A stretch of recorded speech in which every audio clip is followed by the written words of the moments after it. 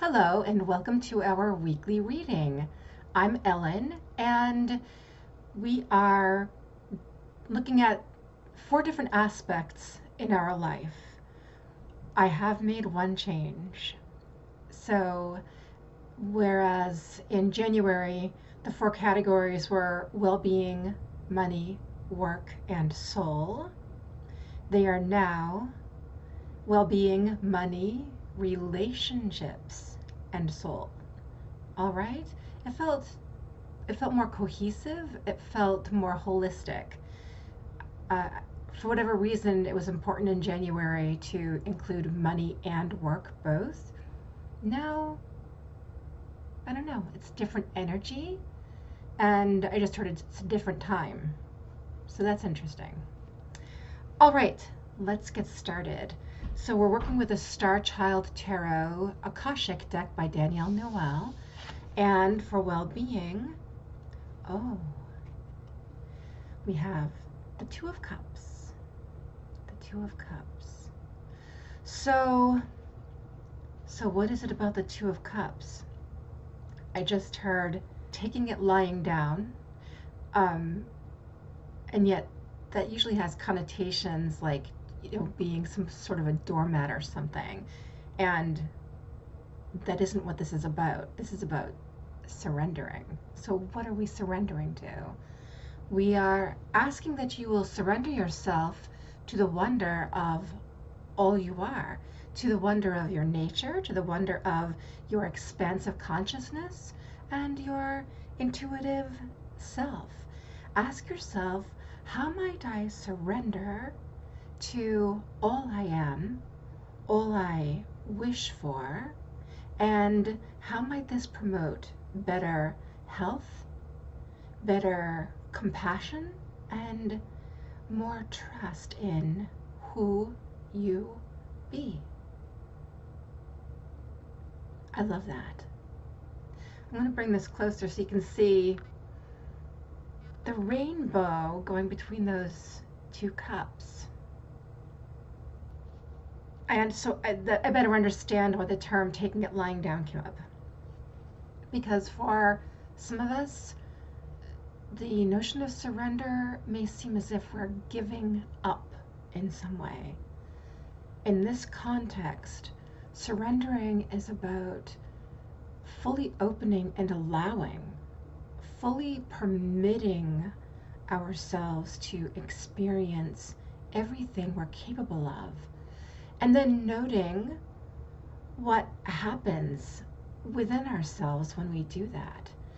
How might that change how we think of ourselves, what we believe about ourselves? And then how might that work outward? How might that affect our outward expression of well-being? So I really love that. What a beautiful, beautiful first card to represent well-being for the month of February, which for all intents and purposes is really the beginning of the deep work we're doing for 2018. So we've stepped out of doing the preliminary foundation laying work that we undertook in January, and now we're getting into the deep dive stuff. Okay? They're actually showing me, and when I say they, I'm talking about my guides. They're showing me what I call a victory garden. It's raised beds, and so all of those structures are put in place, and all the soil has been put into the structures, and now it's time to actually plant the garden and then tend it. Okay? So, and I just heard fertile soil. So January provided us with opportunity to create fertile soil in which to plant the seeds. And now it's planting time. All right? I like that a lot. All right, well, so now we're looking at money, and we have the Queen of Wands. Queen of Wands. So I just heard loyalty, and that makes sense if you look at the imagery. When you think of a dog, you might think of a dog as being very loyal. And I also heard fidelity. So fidelity is another form of loyalty, right? Fidelity we usually use in the context of a relationship. And we notice that with humans, they underdevelop their relationship with money. And in this way, they are as infidelity. They are in infidelity with their money. It is as though they are cheating their money, and in effect, they are cheating themselves. So, this is for you to wonder, how may I take action to be in fidelity with money? Ooh, what an interesting notion. So, think about your relationship with money. Don't overthink it, but think about it. And think about how you have cheated yourself with money, or cheated on yourself with money, or how you have cheated on money with yourself. I think that's the bigger thing here. It's really a curious thing to consider money as a partner, as a life partner, and yet at the same time it makes sense. So, and the Queen of Wands, I just heard Queen of Action. So there you go, the Queen of Action. And here again, consider those raised beds. So suppose that there are 4 raised beds. The first is the bed of well-being. The second is the bed of money. So here again, the structure is in place. The soil, the fertile soil is in place. What seeds will you plant in this part of your garden? Okay. Anything else to say about that? No. All right. Let's move on to our third card, which is for relationships. Okay. Oh my. And so we have the universe. Now, last week, the universe showed up in well-being. So here, she's moved to relationships. So what do we need to know about relationships this week? And in this, as a preliminary understanding, accept that you are in relationship with everything and everyone in the universe. When you are considering this, ask yourself, how may I be in better relationship with myself, that I may then be in a better relationship with all that is. And when this occurs, when there is this better relationship with all that is, then it is as though you are enacting an open, organized call for abundance. Wow. I love that. If it just feels so big, which of course, I guess that makes sense given the card. So to put ourselves in relationship with all that is has to, of course, start here.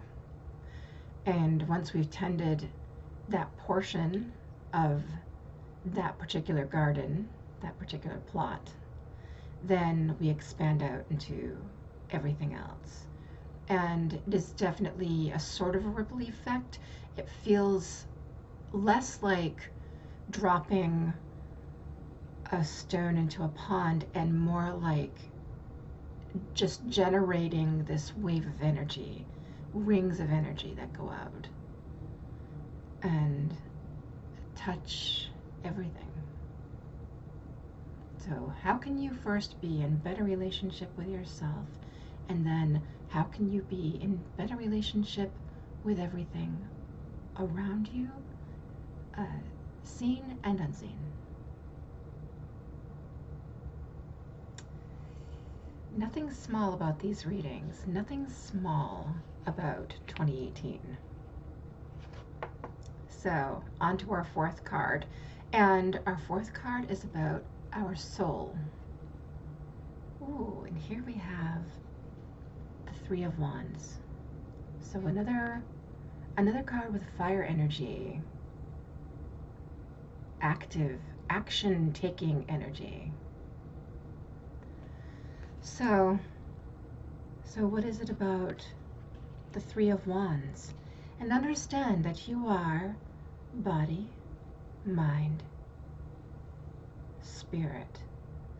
When you are in accordance with this triad, when you are in accepting of this wholeness, then you are enacting a great function within your soul. And this function permeates all you are, all you do, all you be.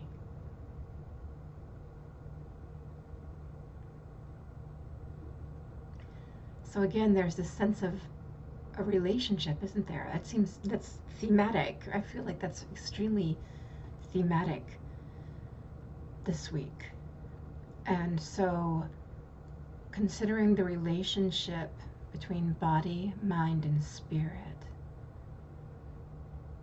And I just heard pleasurable, a pleasurable relationship with body, mind, and spirit, which involves acceptance, which involves faith, which involves trust. It could involve some pixie dust.